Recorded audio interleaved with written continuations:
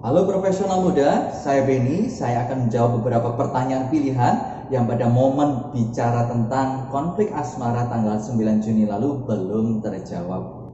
Ya, kita masuk pertanyaan yang pertama. Kok mau tanya, kalau misal pacaran sudah masuk 7 checklist tapi terbentur dengan restu karena beda adat, masih bisa lanjut atau nurut kata orang tua? Saran saya, kenali tipe orang tua Anda dan kenali tipe orang tua pasangan Anda. Tipenya moderat atau kolot. Jika tipenya kolot, maka keputusan orang tua bisa tidak berubah karena perbedaan budaya dan adat ini. Jika itu yang Anda hadapi dan pasti tidak berubah, maka berbesar hatilah Anda untuk kandas hubungannya, tidak melanjutkan lebih jauh. Tetapi jika tipe orang tua adalah moderat, maka lewat diskusi, pembicaraan dan pertimbangan yang tepat biasanya bisa mengalami perubahan dan restu diberikan.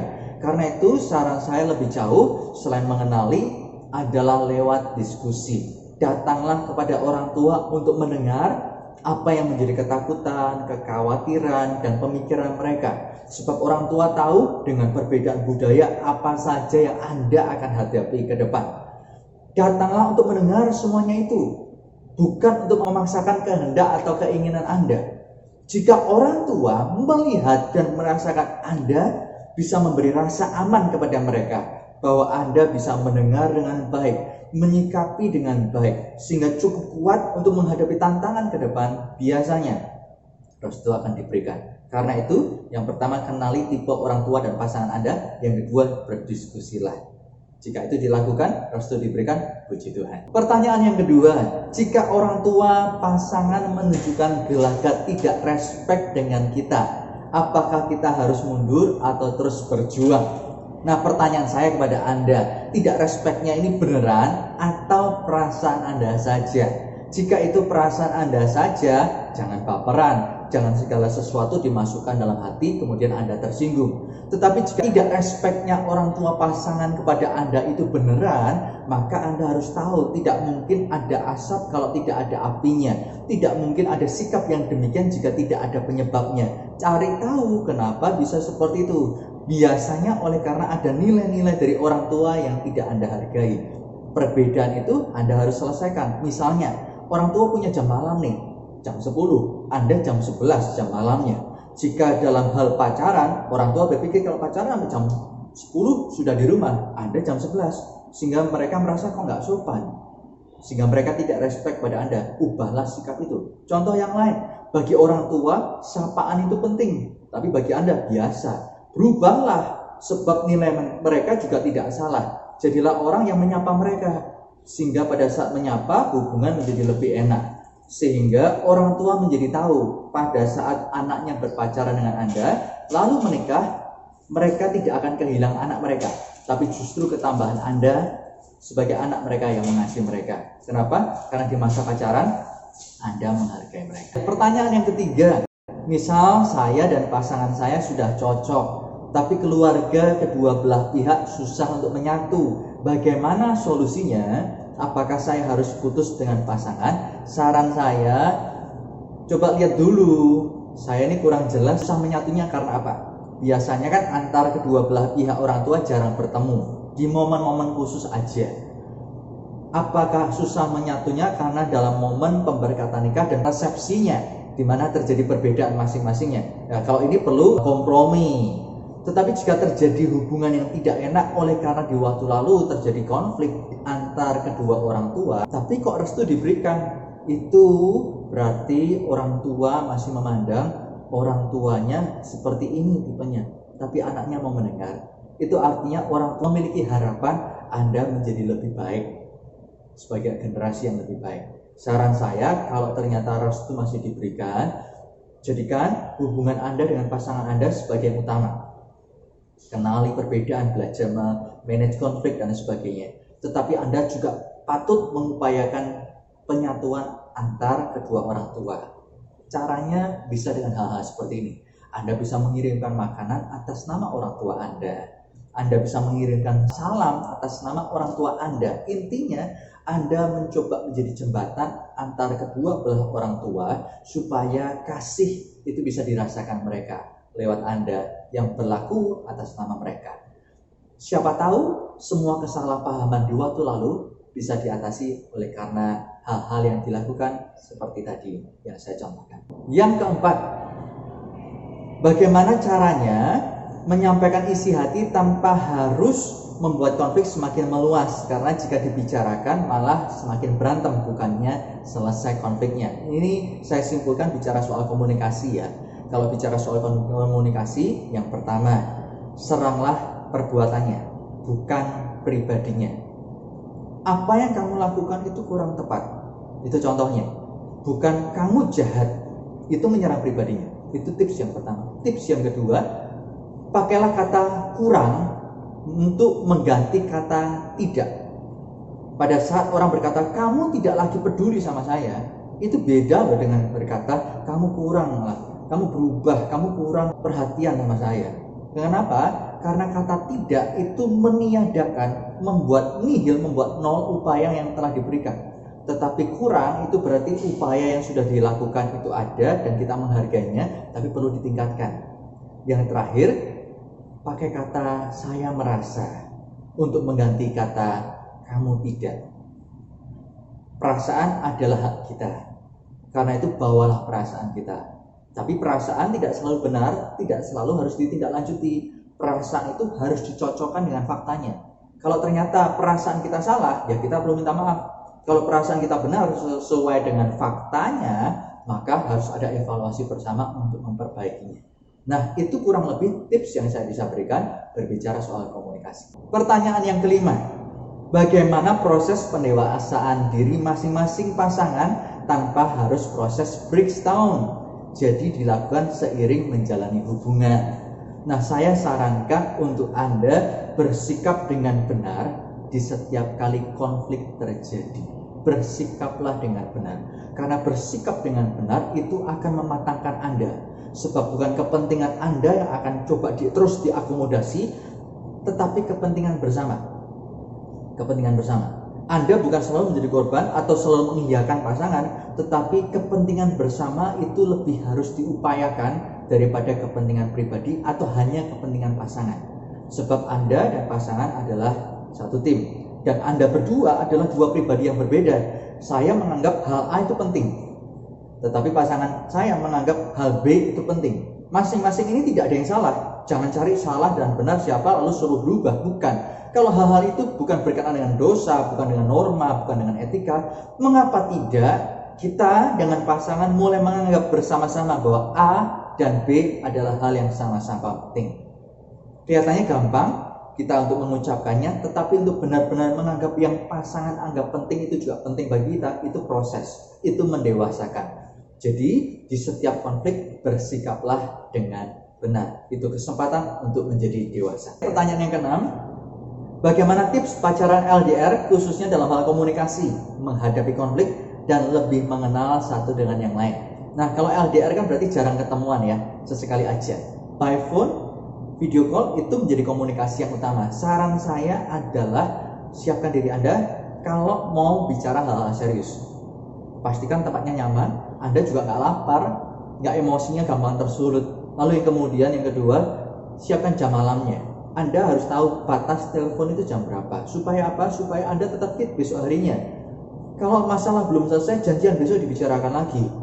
Nah, Anda perlu modal tenaga, itu vital sekali. Kalau Anda lelah, Anda capek, Anda stres, gampang tersulut emosi, di tengah tidak ada hal-hal yang perlu emosi sebetulnya. Nah, selain modal energi yang Anda perlu siapkan dengan makan dulu tempat yang nyaman atau jam malam, Anda perlu juga punya me time yang cukup. Tapi bukan berarti me time menjadi alasan Anda minta pasangan terus mengerti. Kalau Anda terus minta me time seperti waktu single, ya Anda perlu berubah. Karena itu juga Anda perlu menyesuaikan diri. Kalau Anda ternyata konfliknya berkata, Pak, ini kan bisa jadi kesempatan untuk mengenal pasangan. Kalau di tengah konflik bagaimana sikapnya? Boleh konflik untuk mengenal karakter pasangan.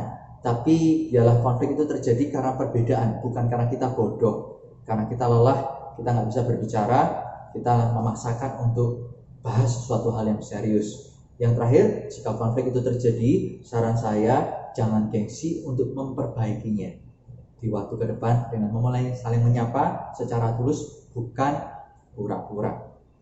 Karena itu akan menolong hubungan yang rusak, yang robek oleh karena konflik bisa tersambung lagi, terobati lewat saling menyapa dalam hal-hal yang ringan. God bless you. Hai profesional muda, saya Elianto. Ada beberapa pertanyaan yang masuk mengenai konflik asmara. Saya pikir ini satu hal yang menarik karena beberapa ada yang menanyakan soal trust, bagaimana pentingnya trust, suatu kepercayaan dalam satu relation. Pertanyaan yang pertama, perlukah kita percaya sepenuhnya terhadap pasangan atau percaya setengahnya saja agar tidak menimbulkan luka, karena manusia bisa berubah. Kepercayaan bukan soal perlu atau tidak perlu, tapi suatu keharusan. Bagaimana kita menjalin suatu hubungan dengan pasangan kalau tidak berlandaskan kepercayaan.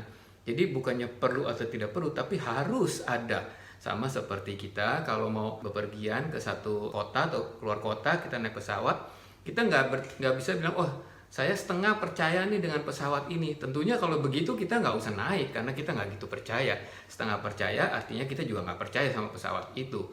Jadi kalau kita naik pesawat itu sudah pasti kita percaya dengan pilotnya, dengan perusahaan penerbangannya, baru kita beli dan kita pergi. Apalagi ini dalam satu hubungan.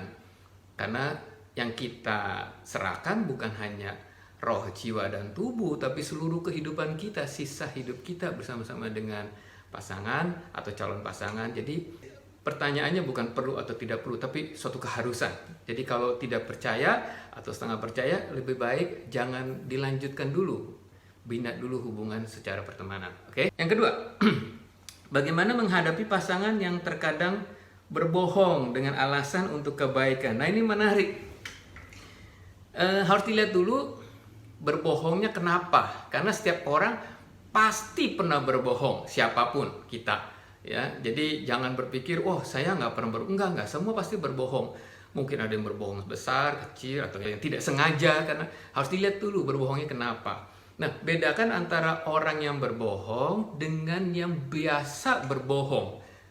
Ini beda, karena setiap orang bisa terselip lah atau tanpa disengaja bisa berbohong, bisa. Tapi beda dengan orang yang hidup dalam kebohongan. Nah ini bedakan. Jadi kalau pasangan kita adalah orang yang biasa berbohong, biasa hidup dalam kebohongan, lebih baik dipertimbangkan pertemanannya. Tapi kalau dia pernah berbohong, dilihat juga alasannya kenapa waktu itu berbohong. Dan dia mengakui itu, bahwa saya salah waktu itu, saya berbohong begini-begini, saya tahu itu tidak baik dan sebagainya. Tidak apa-apa saya rasa, karena setiap orang pernah berbohong. Karena setiap orang pasti memiliki latar belakang yang tidak sempurna, ya. Nomor 3, bagaimana cara mengatasi trust issue terhadap diri sendiri kepada pasangan? Sering tidak percaya, menaruh rasa curiga. Nah ini problemnya sebenarnya bukan di pasangannya. Kalau pertanyaannya bagaimana cara mengatasi trust issue terhadap diri sendiri kepada pasangan, jangan-jangan diri kita sendiri yang harus dibenahi, diri kita sendiri yang seharusnya dipulihkan gambar dirinya. Jangan-jangan kita masih punya luka lama sehingga kita tidak bisa menjalin hubungan dengan seseorang.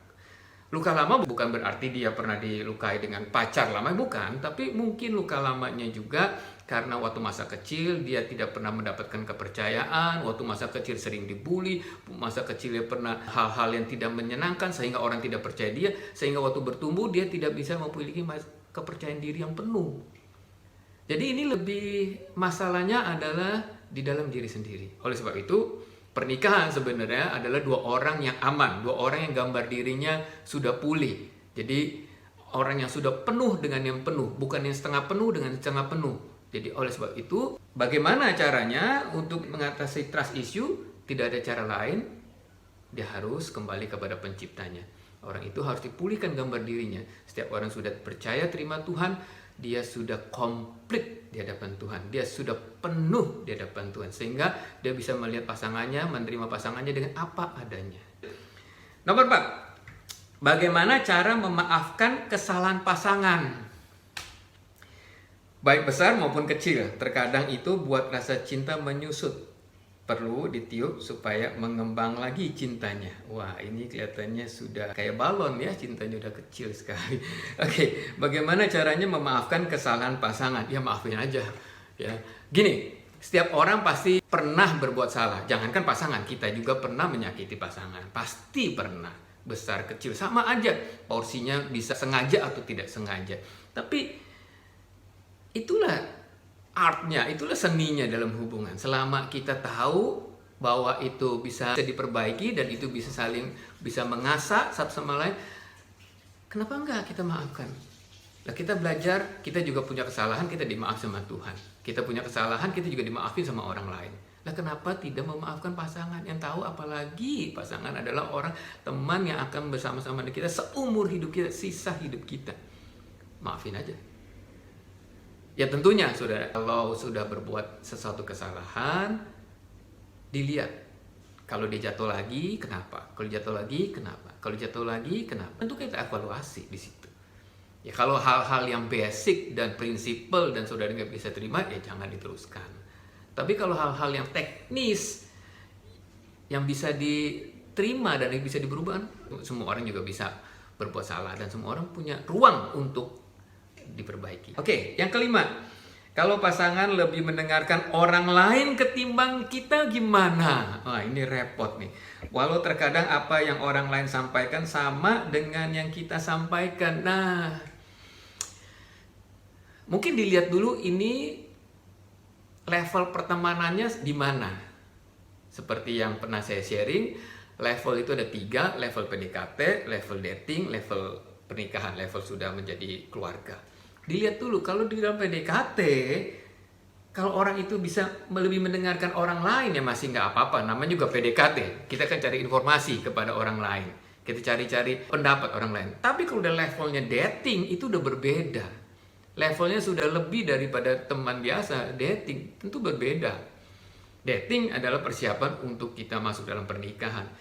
Jadi, kenapa sampai orang itu bisa mendengarkan orang lain? Harus dipertanyakan sih. Level hubungannya udah di mana? Sampai mana? Kalau sampai level di dating, seharusnya sudah bukan kita tidak terima pendapat orang lain, bukan kita tidak terima masukan orang lain. Yes, tentu kita terima, tapi mempercayai pasangan itu lebih daripada yang lain. Itu harus. Nah, bagaimana kita bisa membuat supaya pasangan kita atau kita bisa dipercaya sama pasangan kita atau pasangan kita bisa percaya sama kita? Itulah waktu. Maksudnya adalah apa yang kita janjikan, apa yang kita katakan, apa yang kita lakukan benar-benar sesuai dengan prinsip hidup kita. Sehingga pasangan juga bisa, oh yes, kamu juga sesuai. Jadi sebenarnya tidak ada alasan sih ya kalau orang itu bisa mendengarkan orang lain lebih daripada pasangannya. Mungkin perlu dicek lagi tentang apakah hubungannya itu sudah masuk ke dalam level dating atau baru pertemanan. Kalau level dating artinya sudah lebih dari pertemanan biasa, lebih daripada PDKT, seharusnya kita level trustnya sudah hampir full. Karena masuk dalam family pasti full, dan tapi udah ada dating sudah hampir full. Jadi dengarkanlah pasangan, dengarkanlah masukannya, jelek buruk, masukannya itu yang paling penting adalah kita mendengarkan dari pasangan. Thank you semua, semoga bermanfaat, semoga mendapatkan insight yang baru, semoga mendapatkan sesuatu pencerahan. Oke, God bless, Tuhan berkati.